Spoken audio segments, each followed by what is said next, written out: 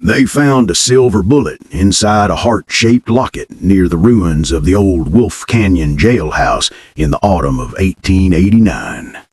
The locket was tarnished black, buried beneath collapsed timber and ash, but the bullet inside gleamed perfect, untarnished, unfired, inscribed with initials carved so small you needed lamplight to read them, C.H. and E.C.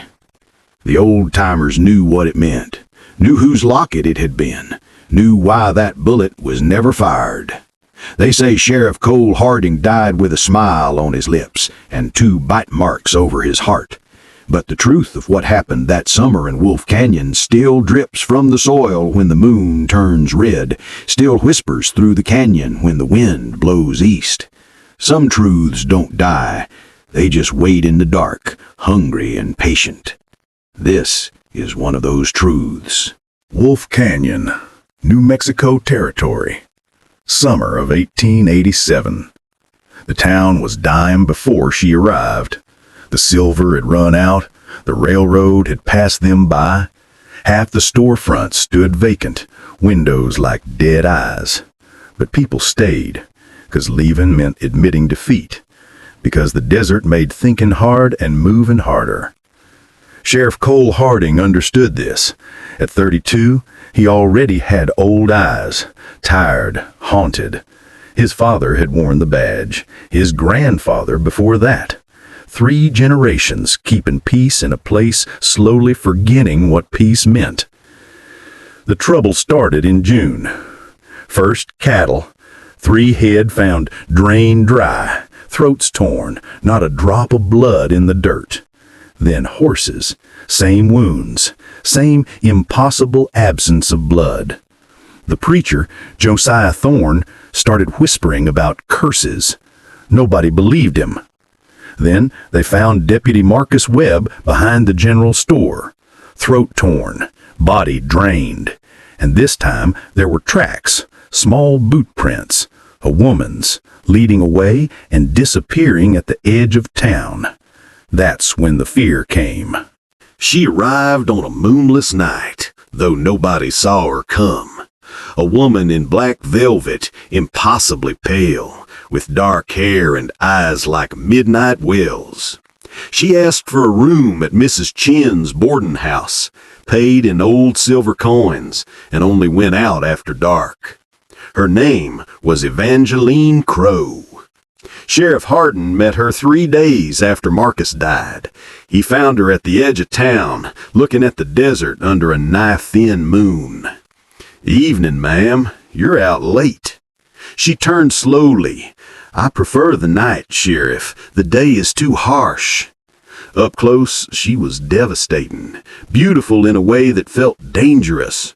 Her hand, when she offered it, was cold as January river water. "You're Cole Hardin, the last honest man in a dishonest town," she said. They talked till dawn threatened. She asked about the weight of his badge. He found himself telling her things he'd never told anyone. About loneliness, about watching his town die, about being tired in ways sleep couldn't fix. She said, "I know that feeling. I've been tired for a very long time." When the sky turned gray, she touched his hand, that cold touch again, and whispered, "You'll see me again, Sheriff, whether you want to or not." She walked away, and he realized she'd never once looked away from his eyes during their entire conversation. That afternoon, they found another body. Tommy Brannon, 19, found dead behind the church, throat torn, drained dry.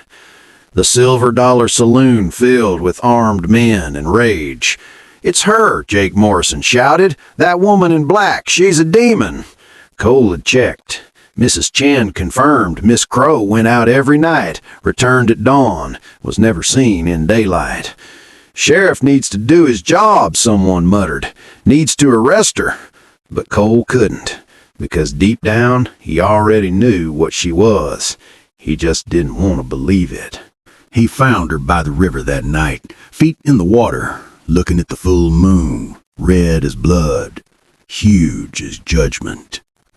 "You came," she said without turning. Did you kill Tommy Brennan? Yes. The word hung like smoke. His hand went to his gun. Why? Because I was hungry. Because I am what I am. She turned, otherworldly in the red light. I'm a vampire, Sheriff. Cursed. Damned. I don't choose it, but I must feed, and so I do. I should kill you.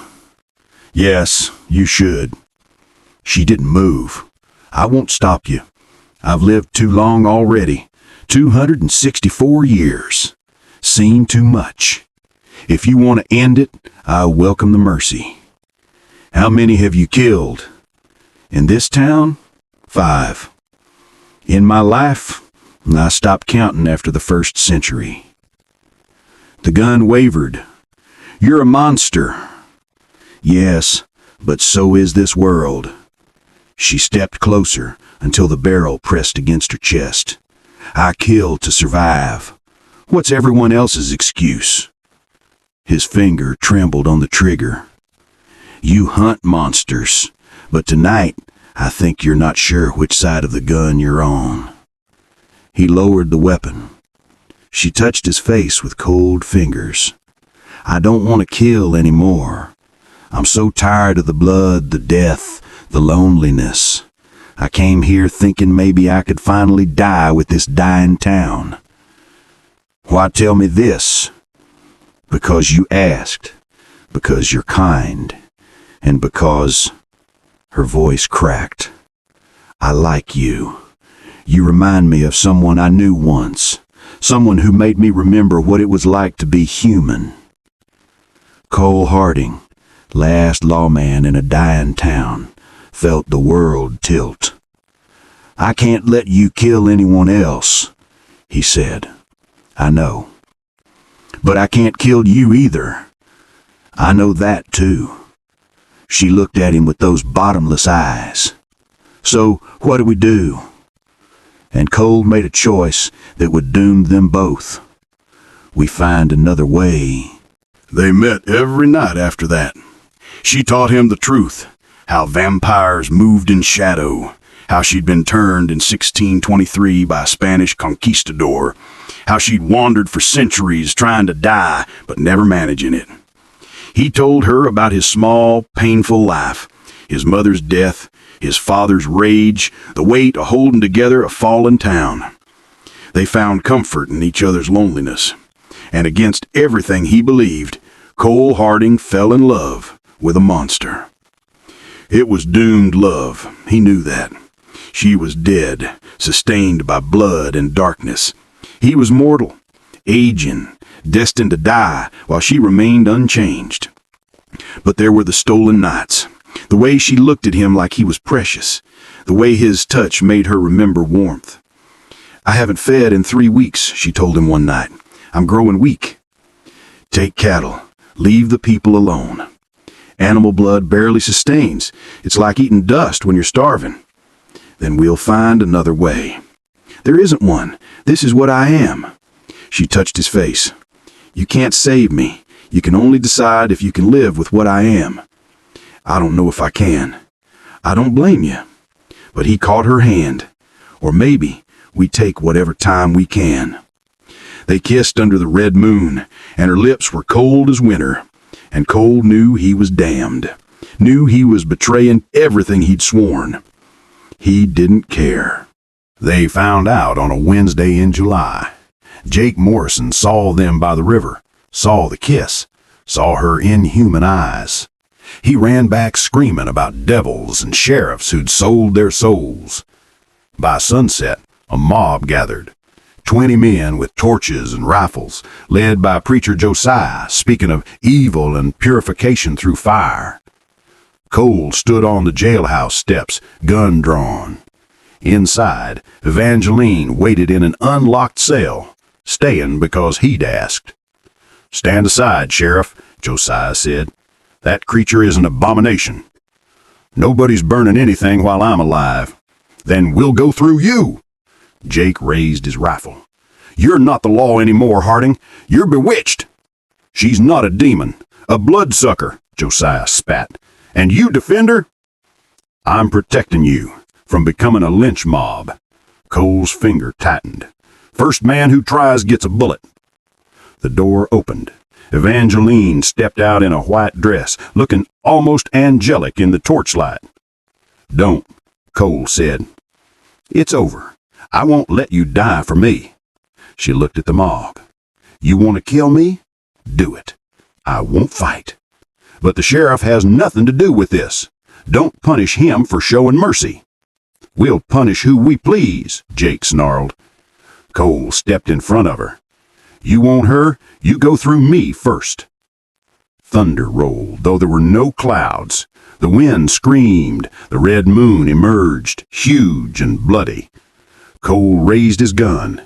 Inside his pocket, the silver bullet burned, the one he'd never loaded, kept as a reminder of the choice he'd have to make. That day had come. Wait, old Samuel Croft pushed through the mob. I've known Cole Hardin since he was born. This family's protected Wolf Canyon for 3 generations. Never betrayed us. He's betraying us now, Jake shouted. Is he? Or is he doing what he's always done, seeing past easy to right? Samuel looked at Evangeline. You're a vampire? Yes. You killed those people? Yes. Planning to kill more? Evangeline was quiet. Then, I don't want to, but I'm weak. Starving. Eventually hunger will overcome will, and yes, I'll kill again. It's what I am. Then you understand why we want you dead. I do. Samuel nodded, then looked at Cole. You love this woman? The word was poison, was suicide, but Cole had made his choice. Yes. The crowd exploded, but Samuel raised his hand. Then I got a proposition. He lowered his voice. There's a mission in Mexico run by Catholic sisters. They've got vampires who've chosen to stop killing. They survive on blood from sick animals the sisters tend, animals dying anyway. You take her there, tonight. Both of you leave and never come back. Evangeline's eyes widened. Is that real? It's real. You both get a chance. Wolf Canyon gets rid of its problem, and maybe we all learn something about mercy. I can't leave. The town needs to learn to protect itself. You've been holding our hand too long. The mob murmured, uncertain. Cole looked at Evangeline. In her black eyes, he saw hope and fear and something like love. What do you say? I've lived 264 years, but I've never had someone who knew what I was and wanted me anyway. She took his hand. If you'll have me, I'll go anywhere, even to drink sick cow blood for eternity. He smiled despite everything. That's the most romantic thing anyone's ever said to me. Cole unpinned his badge, 3 generations of Hardins. He handed it to Samuel. Take care of them. They love you, Cole. That's why this hurts. Cole and Evangeline rode out as the red moon burned, and the town watched in silence. The wind carried hoofbeats long after they disappeared, and Wolf Canyon, already dying, died a little more that night. Nobody knows for certain what happened after they left. Some say they reached the mission, found peace, learned to live without killing.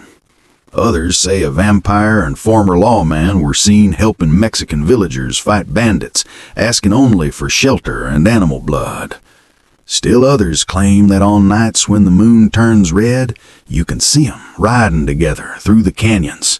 His arm around her waist, her head on his shoulder, 2 souls who found each other in darkness and refused to let go. The desert doesn't forget. It remembers the blood in its dust, the loves that bloomed in its harsh heart, every choice made under merciless stars. And on certain nights, when the wind blows right and the moon bleeds red, you can hear it whisper their story. The sheriff who fell in love with a vampire, the monster who learned mercy from a man with a badge, the choice that saved them both or damned them both. Some say love and death share the same bed beneath the western moon. He was sworn to uphold the law, she was born to break it. But somewhere between right and wrong, justice and mercy, human and monster, they found each other. This was their story. The sheriff who fell in love with a vampire.